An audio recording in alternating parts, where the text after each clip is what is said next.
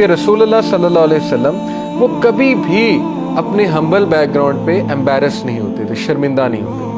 मैंने यूथ को कई बार अपने स्टूडेंट्स को जो मैं पढ़ाता रहा हूँ टीचिंग में झूठ बोलते देखा है, जस्ट टू टेल अदर्स कि नहीं मेरे पास ये गाड़ी है, या हम फलानी जगह गए थे, अमेरिका गए थे, हम इधर गए थे, हम उधर गए थे, जस्ट टू शो ऑफ करने के लिए, एक स्टेटस लेने के लिए। तो ये जेब नहीं देता।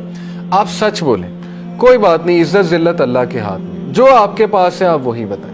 और never be shy of your background. अगर आपको कोई कुछ भी कहता है, इट डजेंट मैटर, क्योंकि हमारे नबी अगर एम्बैरस नहीं हो रहे किसी को ये बताते कि मैं, मेरा सिंपल पास्ट है, मैं शेफर्ड था, तो हमें भी नहीं होना चाहिए। हजरत उमर सल्लल्लाहु अन्हु when he became the king of the world, literally the world, हजरत उमर के कदमों पे ऑलमोस्ट उस वक्त का जितना वर्ल्ड था वो था।